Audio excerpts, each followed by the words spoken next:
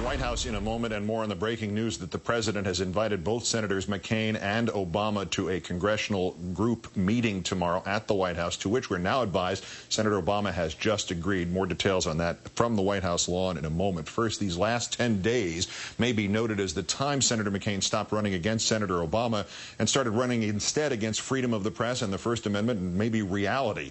The New York Times revealed today that McCain's campaign manager did not stop receiving payments of $15,000 a month from the failed mortgage giant Freddie Mac years ago, as McCain had claimed, but only last month. The campaign responded with the wrath of a thwarted child.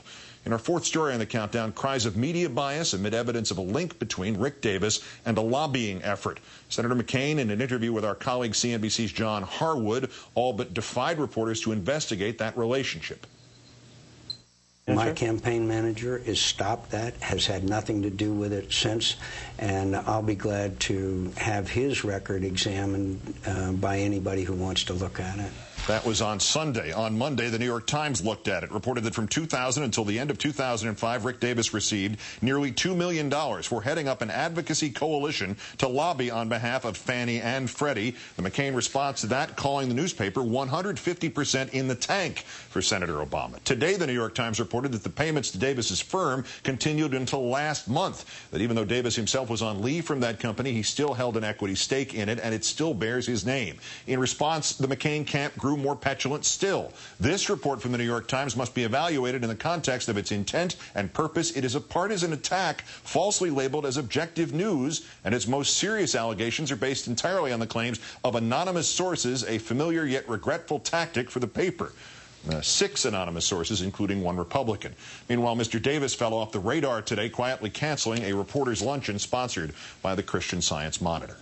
The aforementioned John Harwood is CNBC's chief Washington correspondent, also a political reporter with the New York Times, and he joins us live from the North Lawn at the White House. John, good evening. Hey, Keith. I'll ask you about the president and the 2 senators and this meeting tomorrow in a moment, but first about what we heard from the campaign and the Times report and McCain today. Is there another interpretation of this other than that Senator McCain looked you right in the eye and did not tell you the truth about Rick Davis's ties to these failed mortgage giants? I do think there is, Keith. The question is, what did Rick Davis tell John McCain? Some within the McCain campaign are wondering about that. You know, was there something unclear in their communication about this before John McCain went out and said that to me, or was it something else? That's really the relevant question. Freddie Mac's interest in Rick Davis was described by one of its former officials very simply as access to Senator McCain. Is that a definition of influence peddling, or does it need to be lowered?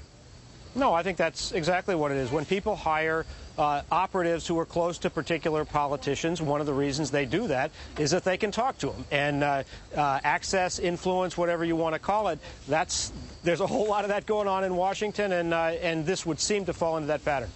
The breaking news that we keep mentioning, this invitation from President Bush to Senator McCain, to Senator Obama for a meeting with congressional leaders tomorrow at the White House, which Obama has accepted and which Democrats have pointed out it seems to be odd that the president only called for this meeting after Senator McCain had called for the suspension of his own campaign and the postponement of the debate, that it seems awfully like the president is trying to backstop McCain and gain credit for himself and the senator in the resolution of this.